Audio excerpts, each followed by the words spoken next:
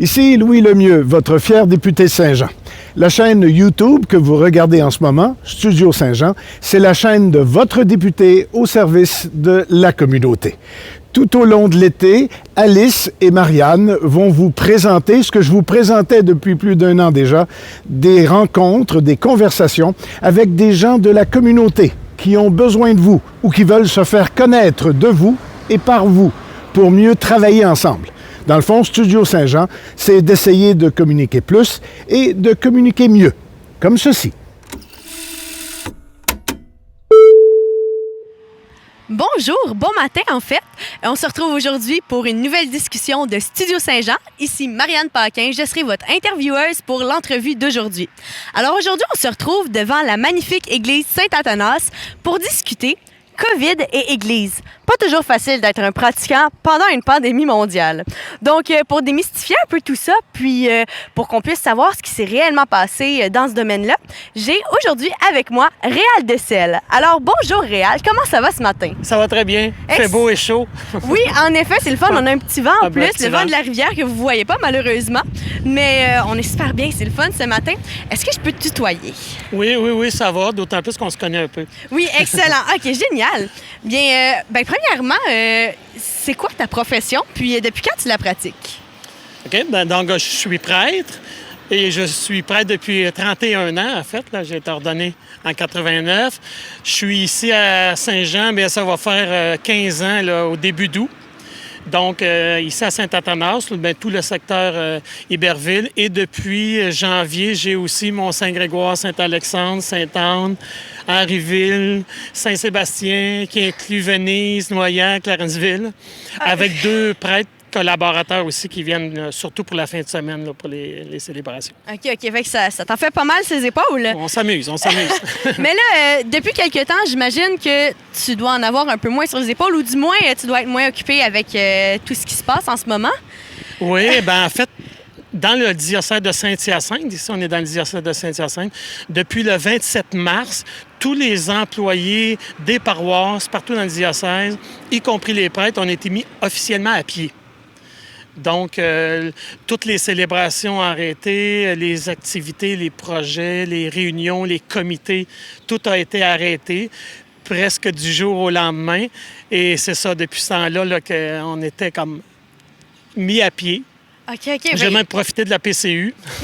Je m'attendais jamais d'être en chômage à un moment donné dans ma vie de prêtre. Là, non, c'est vrai. Fait que si tout était arrêté, là, j'ai entendu dire que les messes avaient quelque peu repris avec de nouvelles mesures puis des solutions. Mais ça a pris combien de temps avant que ces mesures-là soient mises en place? Parce que si vous avez été arrêté assez longtemps... Oui, en fait, il y a tout un protocole qui a été proposé, là, élaboré par l'Assemblée des évêques catholiques du Québec, qui a été présenté au gouvernement, au ministre de la Santé, afin de leur montrer que nos églises, les lieux de culte, pouvaient réouvrir de façon sécuritaire pour la santé des gens. Donc, ils ont élaboré tout un protocole. En fait, pour les messes, il y a 93 points à respecter pour la sécurité des gens au plan sanitaire. Je les ai même comptés parce que je trouvais qu'il y en avait beaucoup. Mais je pense qu'ils voulaient être sûrs aussi. Ils voulaient montrer au gouvernement que si ça rouvre, ça va être sécuritaire puis on est prêt à ouvrir. OK. Donc, il y a eu tout ce protocole-là qui a été préparé, qui a été présenté, qui a été accepté, qui nous a été envoyé pour qu'on se prépare, pour acheter tout ce qu'il faut, là, les désinfectants, pour la désinfection des mains à l'entrée, faire la distanciation dans l'église. On s'est servi de rouleaux de laine qu'on avait, un banc de libre, 2 bancs qui sont bloqués, un banc de laine. Donc, pour qu'il y ait la distanciation de 2 mètres là, dans les églises. Donc, il y avait tout ce protocole-là qu'il fallait connaître puis mettre en place aussi. Ce qui fait que depuis le 22 juin, en fait, que les lieux de culte sont réouverts, dont nos églises. Et nous, on a repris les messes, les célébrations la semaine, le 24 juin, une belle occasion, fête de Saint-Jean-Baptiste. Puis ça a repris donc la fin de semaine. Il y a 2 semaines, la fin de semaine, les célébrations ont repris. OK. Donc, est-ce que là, c'est à chaque dimanche qu'il y a toujours une messe? Oui. Ou... OK, excellent. Même ici, il y a les 2 messes à l'horaire habituel. Là. OK. C'est l'horaire habituel dans toutes les églises là, dont je m'occupe. Oui. Oui, c'est ça. Ça fait pas mal. Puis, est-ce que il y a une limite de personnes dans C'est l'église? 50 pour le 50. moment. OK. C'est une limite de 50, comme dans les salles de spectacle ou les cinémas. Donc, il faut respecter le 50. On a même essayé, on a refusé quelques personnes là, les premières fins de semaine, ces 2 fins de semaine-ci. C'est dommage, par contre. Est-ce qu'ils restent, en avant ou... On les invitait à revenir à un autre moment donné. J'imagine. C'est rare que je m'attendais pas non plus à avoir à dire ça aux gens. Même les inviter peut-être à pas venir à chaque dimanche pour laisser la place aussi à d'autres. Ça reste qu'ici, à 9h30, habituellement, on a autour de 250 personnes au moins. Quand même, hein? À peu près 125 à 11h, 150 la messe du samedi à 4h, fait en limitant 50. Sauf qu'on s'est rendu compte, c'est sûr que notre clientèle, entre guillemets, c'est beaucoup des personnes aussi de 70 ans et plus. Puis même, il y en a plusieurs qui ont en haut de 80, puis qui ont peut-être choisi de ne pas prendre le risque de se retrouver dans un lieu public. Là, puis peut-être pour ça qu'on n'a pas eu tant d'achalandage que ça. Là. Mais on a rempli notre 50. Là. Oui, bien, j'imagine. Puis sinon, je sais que pendant la communion, probablement qu'il y a certaines pratiques qui ont été soit interdites ou mises en pause. Ouais. Comment ça se passe pour quelqu'un qui veut avoir la communion à l'église? Je pense que juste la section communion, dans le protocole des évêques, je pense qu'il y a comme 25 points à respecter. Eh là là! C'est-à-dire que, les gens sont invités à approcher par une seule allée, l'allée principale. Oui. Il y a seulement il y a seulement un ministre de communion qui donne la communion. OK. Donc, j'invitais les gens à s'approcher par l'allée principale. Donc, venez tout le monde par l'allée principale en une seule ligne, en respectant le 2 mètres. Oh, On a mis des rubans sur le plancher pour rappeler aux gens. S'approcher, il y avait même une table entre moi et les gens pour leur rappeler, en invitant les gens à tendre les bras le plus loin possible. Et moi, la même chose. La communion sur la langue est interdite. Il y a quelques personnes là, qui... J'ai dit aux gens, personnellement, moi, je bannirais ça à vie. Non seulement c'est pas esthétique, mais c'est pas hygiénique, mais en tout cas. Mais c'est ça. Fait que, au point de vue hygiène, aussi, pour le moment, c'est interdit sur la langue. Ouais. Donc, et en essayant de ne pas toucher aux mains des personnes qui viennent. Donc, on peut dire qu'on dépose, on laisse tomber le style dans les mains de la personne.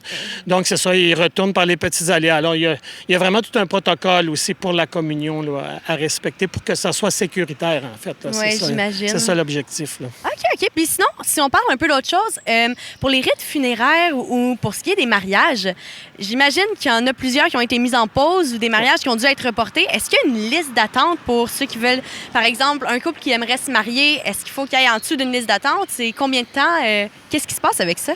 Ouais, en fait, pour les mariages, on avait 11 mariages de prévus cette année. Les premières années que j'étais ici, il y en avait 40-45.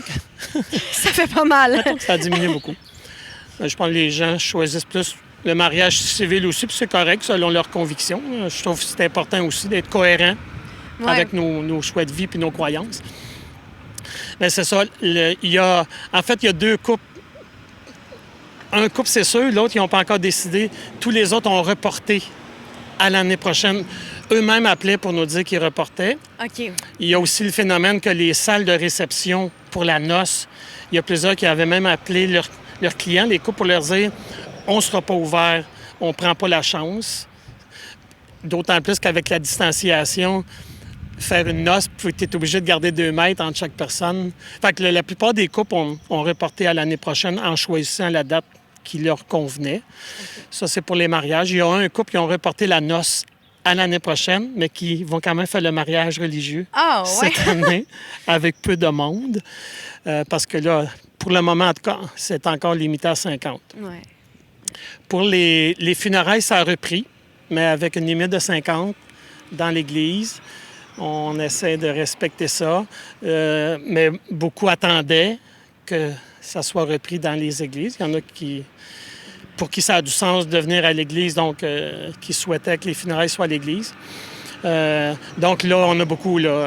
C'est souvent le samedi aussi que les gens préfèrent. Donc, on en a beaucoup là, dans les prochains samedis. Là, puis dans les autres paroisses aussi, il y en a. Là. OK. Puis vous pouvez en faire combien par exemple, par samedi, vous pouvez en faire combien de funérailles? Habituellement, on en prend 2 Ouais. l'avant-midi puis l'après-midi. D'autant plus que là, il faut désinfecter l'église Entre au complet, tous les bancs entre chaque c'est célébration vrai. qu'il y a. Donc, il faut se donner du temps. Donc, habituellement, il y en a dans l'avant-midi et au début de l'après-midi parce qu'il y a la messe de 4 heures ici, le samedi. Mais dans les autres paroisses aussi, on en prend parce qu'on est 3 prêtres là, aussi qu'on peut faire les célébrations de funérailles. Fait que là, ça va quand même bien. Et les baptêmes, au fur et à mesure, on les reportait. Tous les baptêmes de mars, avril, mai, même juillet, tout a été remis à l'automne, à partir de la mi-août, en fait. OK. D'autant plus que là, l'équipe pastorale revient juste à la mi-août. Et les rencontres de préparation au baptême, aussi sur le sens du baptême, ça va reprendre juste en août. Donc, c'est ça, on a été obligé de reporter là, tous les baptêmes. Là. Ça va reprendre à partir du 15 août. Ça fait un peu de retard, mais ça va quand même bien. Ça va quand même C'est bien. ça. C'est pas la panique totale. Parce qu'on a quand même beaucoup de baptêmes encore, surtout l'été. Les gens aiment ça, faire ça l'été parce qu'ils peuvent faire une petite réception en profitant de l'été. En hiver, ça fait un peu froid, Oui, mettons. puis avec le risque de tempête aussi, là, ça fait... C'est vrai, ça va moins bien dans ce temps-là. Hein? On se le cachera pas. Donc, génial. Je pense que ça fait pas mal le tour de ce que je voulais parler avec toi aujourd'hui.